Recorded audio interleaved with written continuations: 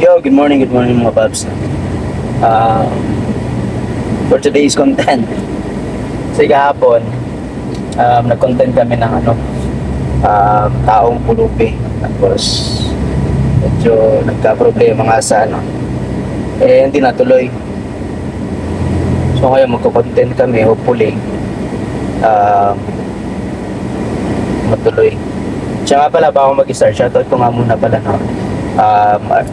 yung mga staff sa DNC Department ng RTM Dipolog Branch, Alto Raini, kay Ken Kabasag, sa mga kasama natin dyan, shoutout sa inyo natin, tingin kayo, and also to Nation Neri and Bobong Templado. Ayan, naging ko yan, mga kasama ko yan, naging partner ko yan sa RTMI Dipolog Branch 4. Shoutout sa inyo. Ingat-ingat kayo mga paps sa trabaho nyo. And thank you so much sa palaging pagsusupport nyo sa mga video panonood nyo. Thank you so much. I really appreciate that, mga paps, lahat ng mga effort na ginagawa nyo. And ngayon mga paps, alis na tayo, punta na tayo. Kasi hinihintay na tayo ng mga kasama natin. So, yun. Babay na rin.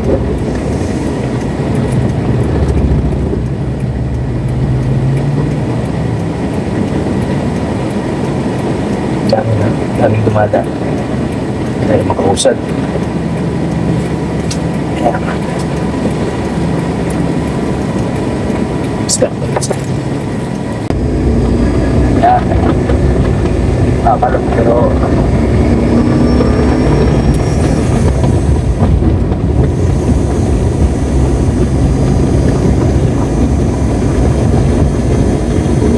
so hindi ko na mabibidyo guys na yung daanan natin kasi tripod lang ako.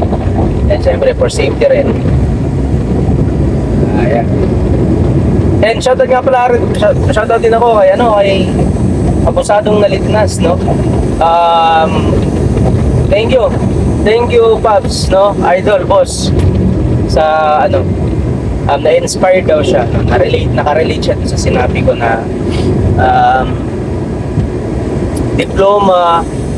diploma at saka diskarte, Ako sa sariling opinion ko lang to.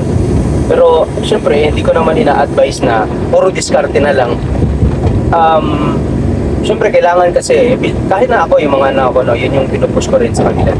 Mag-aral kayong mabuti para may mga diploma kayo pagdating ng panahon. Gumanda rin yung lagay ng buhay nyo. Ganun, ako syempre mas maganda rin kasing pagsamahin nyo, Paps. Huwag lang yung pagsamahin nyo diskarte at saka diploma.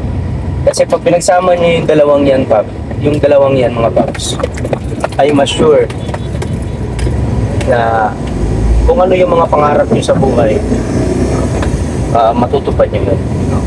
Samahan nyo ng diskarte.